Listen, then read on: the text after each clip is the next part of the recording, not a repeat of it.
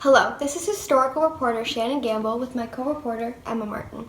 Thanks, Shannon. Today we're here to talk about a very special topic that dates back all the way to the 1700s. Yes, and that topic would be the women of the Revolution. Women were actually extremely important to the Revolution. Although women were not able to vote or hold office, they were extremely vital to the war. Why is that? Well, for starters, they helped make colonists less reliant on British textiles by using their traditional skills to weave yarn and wool into clothes. With this, they made clothes for their families and even the military. They also boycotted many British goods, the main one being tea. Women quickly found ways to replace tea and use alternatives such as boiled basil leaves. That's very cool. They also helped raise funds for the Continental Army who was struggling, made new uniforms, helped run businesses, and even filled holes left by the fighting Continental soldiers. Wow, that's so helpful. Yeah, it is, but that's not all they did. Many colonial women began to work outside of their homes. They worked as farmers, shopkeepers, boarding house owners, newspaper publishers, midwives, bakers, and millers to help out. Women also began to turn their houses into hospitals. All women helped out, even those in minorities. There were many women who had major leads in the fight for women's rights as well. Like who? Like Abigail Adams, who wrote letters to revolutionary leaders and debate women's rights. Mercy Otis Warren, who wrote patriotic plays and poems that made fun of the British. Esther Reed, who organized Women Relief Organization and raised money for the Continental Army. Phyllis Wheatley, who's a celebrated poet, and Deborah Sampson, who disguised herself as a man to fight in the war. Wow, they really helped out a lot. Indeed they did, Emma. However, not everyone saw it that way. Despite all of their actions and help during the Revolution, men didn't believe they should be treated the same way. They weren't even able to vote or hold office. That's horrible. It really is. However, George Washington wrote a letter to William Addis in 1804 regarding Deborah Sampson. Deborah dressed up as a man and fought under the name of Robert Shirtliff for 17 months during the Revolution. In the letter, Washington says that many of the men who worked alongside her said she had handsome talents and good morals. He described her as small, conservative, and smart. She is described as a soldier. Deborah was wounded in war and lies very ill.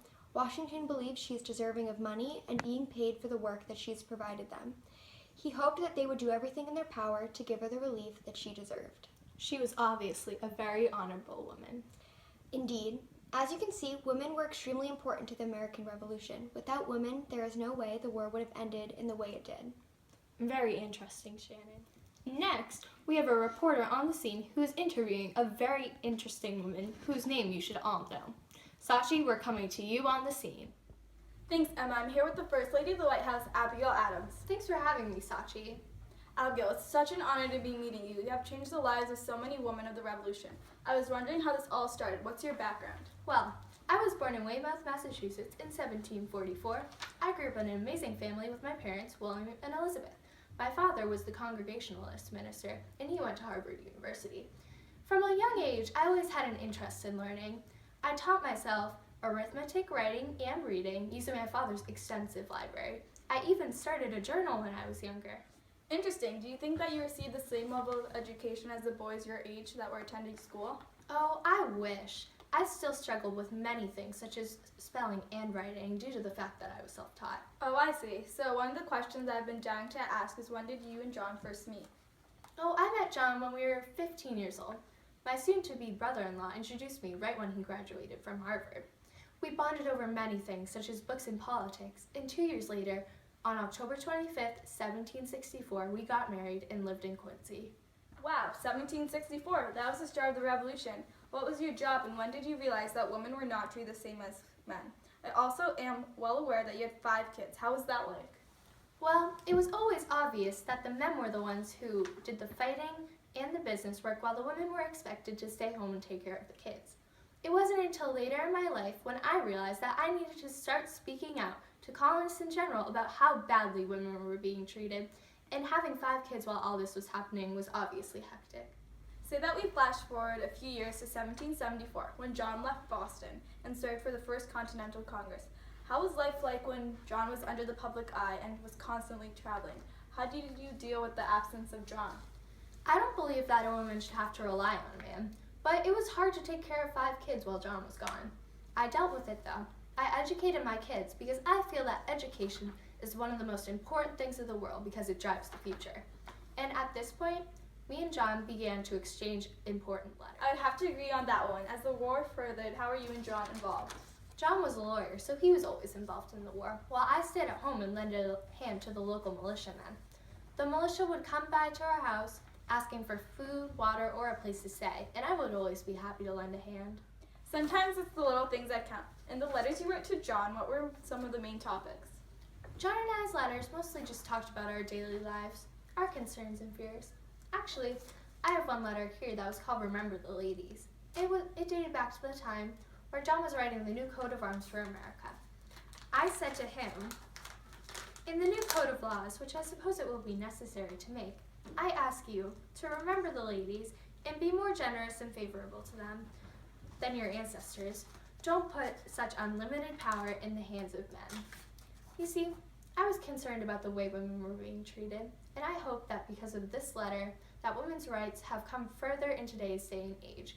After the war, John and I moved to Great Britain when he became the ambassador, and then in 1784, we happily moved back to Massachusetts where he became the second president of the United States. How did you assist John in having such a big role? John often looked to me for political advice, and as the First Lady, I also had many responsibilities. Also, I spread my thoughts about feminism and equal rights throughout the country.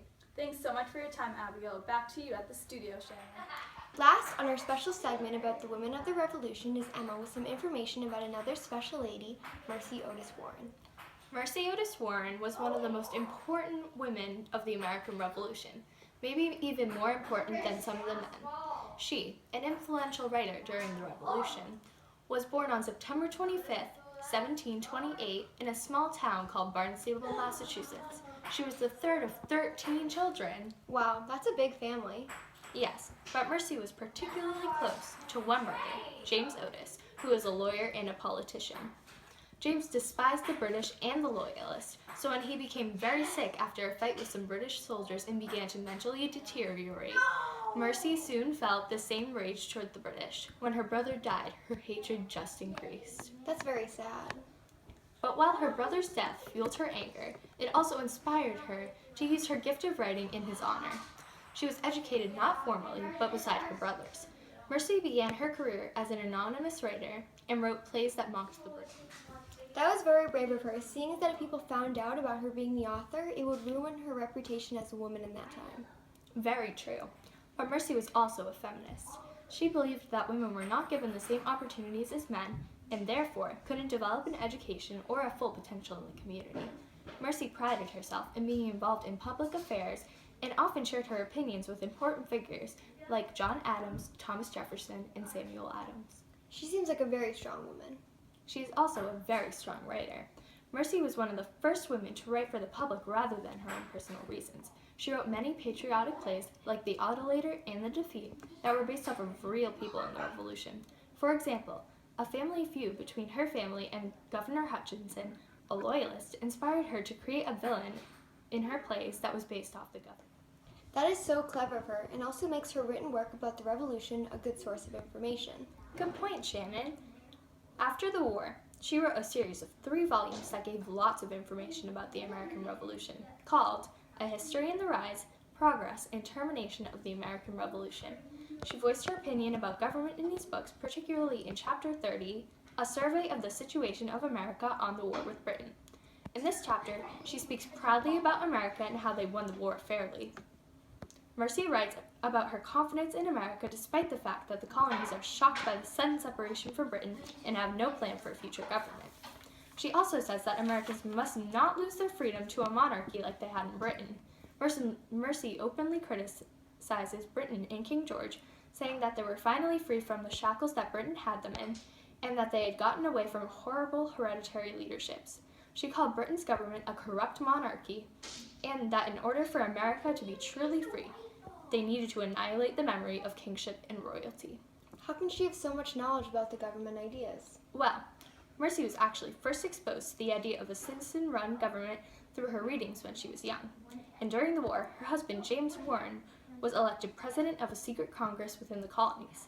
So she was no stranger to the idea of a democracy. Later in her life, along with her husband, she would lead a Republican Party. She seems like a very accomplished woman. That's for sure, Shannon.